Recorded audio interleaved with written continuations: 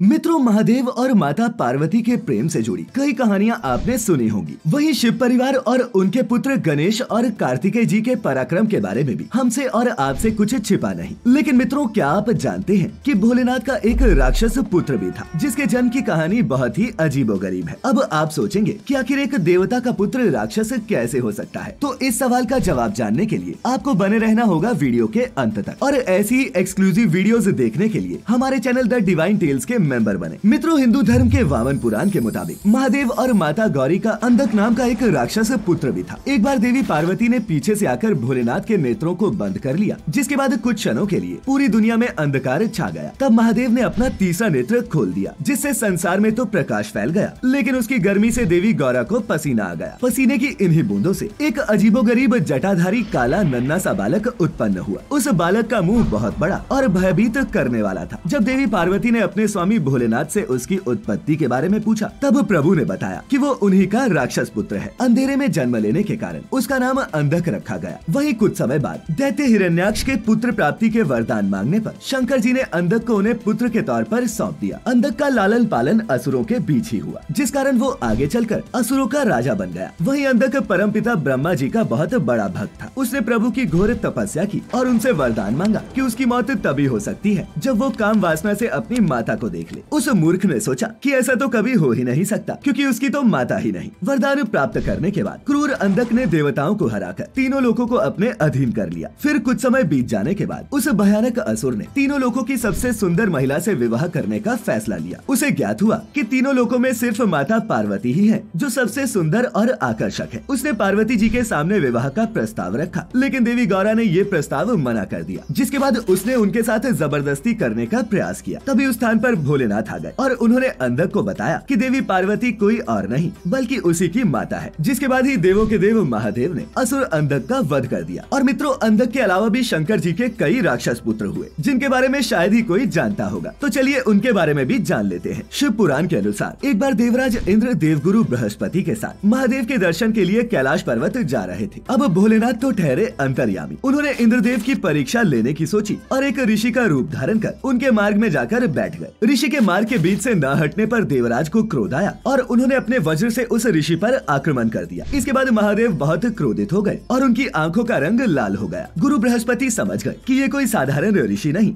बल्कि साक्षात भगवान शंकर है। फिर उन्होंने भगवान शिव से प्रार्थना की कि वो इंद्र को क्षमा कर दे। गुरु बृहस्पति की प्रार्थना पर भोलेनाथ ने अपने नेत्र समुद्र की तरफ कर दिए और इस तरह अपनी क्रोधाग्नि को शांत किया। बता दें कि उसी क्रोधाग्नि से एक बालक उत्पन्न हुआ और पैदा होते ही वो बालक जोर जोर से रोने लगा। उसके रोने की आवाज से पूरी पृथ्वी बहरी हो गई। परेशान होकर सभी देवता उस बालक को लेकर परमपिता ब्रह्मा जी के पास गए। जब उन्होंने उस बालक को गोद में उठाया, तब उस बालक ने भगवान ब्रह्मा का गला बहुत जोर से पकड़ लिया, जिसके चलते उनके आंसू निकल आए। और इसके बाद ब्रह्मा जी ने ही उस बालक का नाम जालंधर रखा। समुद्र ने उसका पालन पोषण किया और पुराणों की माने तो ये बात जालंधर को नहीं पता थी कि उसके पिता भोलेनाथ और माता गौरा है। इतना ही नहीं, सबसे बड़ी बात तो ये थी कि वो भगवान शिव को ही अपना शत्रु मानता था। मित्रों, जालंधर बहुत ही बलशाली था और उसे अपने बल पर बहुत घमंड भी था। और उसके इतना बलशाली होने का कारण उसकी पत्नी वृंदा थी। वृंदा एक पतिव्रता स्त्री थी जो पति धर्म का सच्चे मन से पालन करती। उसके ऐसा करने से ही जालंधर के भीतर कई शक्तियां समा गई थी। तीनों लोगों में ऐसा कोई भी नहीं था जो उस राक्षस को परास्त कर पाता। यहाँ तक कि यमराज भी उससे भय खाते। इसके बाद अपनी पत्नी के पतिव्रता धर्म की अवहेलना करके जालंधर सभी देवताओं की पत्नियों को परेशान करने लगा और उन पर भी अपना अधिकार जमाने लगा। उसे ये पता था कि भोलेनाथ के सिवा कोई भी इतना शक्तिशाली नहीं जो उसका मुकाबला कर सके। और अपनी शक्ति का प्रदर्शन करने के लिए जालंधर ने सबसे पहले देवराज इंद्र पर हमला किया, जिसके बाद उनको हराकर वो त्रिलोकाधिपति बन गया। और इसके बाद उसने श्रीहरि नारायण पर आक्रमण कर दिया। उस दुष्ट राक्षस ने श्रीहरि को हराने के लिए देवी लक्ष्मी को छीनने की योजना बनाई, लेकिन धन की देवी लक्ष्मी ने उनसे कहा कि तुम और मैं दोनों ही जल से उत्पन्न हुए हैं और इस कारण हम दोनों भाई बहन हुए। देवी की ये बात सुनकर वो समझ गया कि वो दोनों भाई बहन हैं। फिर उसने शिव जी के घर कैलाश पर आक्रमण करने की योजना बनाई और देवी पार्वती को छीनने का विचार किया, जिससे माता गौरा क्रोधित हो गए। जब ये बात महादेव तक पहुंची तो वो अपना गुस्सा शांत नहीं कर पाए और उन्होंने जालंधर का वध करने के लिए उस पर प्रहार कर दिया। लेकिन भोलेनाथ के सभी प्रयास विफल रहे। मौके का फायदा देख भोलेनाथ ने जालंधर पर आक्रमण किया और उसका वध कर दिया। वहीं हम भोलेनाथ के एक और राक्षस पुत्र की बात करें तो पौराणिक कथाओं में वर्णित कथा के अनुसार राक्षसों का प्रतिनिधित्व दो भाइयों को सौंपा गया, जिनके नाम थे हेती और प्रहेती। ये दोनों ही बड़े शक्तिशाली और पराक्रमी पराक्रमी थे। एक तरफ प्रहेती धर्मात्मा था तो वहीं हेती को राजपाट और राजनीति में रुचि थी। राक्षस राज हेती ने अपने साम्राज्य को बढ़ाने के लिए काल की पुत्री भया से विवाह किया। भया से उसके विद्युतकेश नामक एक पुत्र उत्पन्न हुआ। विद्युतकेश का विवाह संध्या की पुत्री सालकंटकटा से हुआ। अब चूंकि सालकंटकटा व्यभिचारिणी थी, इस कारण उसने अपने पुत्र को लावारिस छोड़ दिया। पुराणों की माने तो जब भोलेनाथ और देवी पार्वती की नजर उस अनाथ बालक पर पड़ी तब वो उसे अपने पास ले आए। महादेव ने उस बालक का नाम सुकेश रखा और इस तरह उस बालक को देवी गौरी और शंकर जी ने अपना पुत्र बना लिया। मित्रों, कुछ इसी तरह शंभुनाथ का एक और पुत्र था जिसका नाम था भौमा। मान्यता है कि एक बार कठोर तप में लीन शिव जी का पसीना नीचे भूमि पर आ गिरा। इसी पसीने से देवी भूमि को एक पुत्र उत्पन्न हुआ जिसकी 4 भुजाएं थी और वो रक्त वर्ण का था। इस पुत्र का भूमि देवी ने ही पालन पोषण किया और भूमि देवी का पुत्र होने के चलते इसका नाम भौम पड़ा। बता दें कि मंगल ग्रह को ही भौम के नाम से जाना जाता है। थोड़ा बड़ा होने के बाद मंगल काशी पहुंचा और उसने महादेव की कठिन तपस्या की, जिसके बाद शिव जी ने खुश होकर उसे वरदान के तौर पर मंगल लोक दे दिया। इनके अलावा मित्रों, भोलेनाथ का एक और पुत्र था जिसकी पूजा आज भी की जाती है और वो कोई और नहीं बल्कि प्रभु अयप्पा है। अयप्पा जी के पिता महादेव और माता मोहिनी है। श्रीहरि विष्णु जी का मोहिनी रूप देख शंकर जी का वीर्य स्खलित हो गया था और उनके वीर्य से ही ससत्व नामक एक पुत्र का जन्म हुआ जिन्हें दक्षिण भारत में भगवान अयप्पा कहा गया। उनका एक दूसरा नाम हरिहर पुत्र भी है। तो मित्रों, आज हमने जाना कि भगवान शिव और माता पार्वती का राक्षस पुत्र अंधक कौन था और इसके अलावा इनके और भी राक्षस पुत्रों के बारे में। आज यहाँ दी गई जानकारी आपको अच्छी लगी हो तो इसे अपने मित्रों रिश्तेदारों के साथ भी जरूर साझा करें। साथ ही वीडियो को लाइक करें और इस चैनल को सब्सक्राइब करना न भूलें। और हाँ, अब आप हमारी वीडियोस फेसबुक पर भी देख सकते हैं, जिसके लिए लाइक करना होगा आपको हमारा पेज द डिवाइन टेल्स। तो मित्रों, फिलहाल आज के लिए बस इतना ही। अब इजाजत दें। आपका बहुत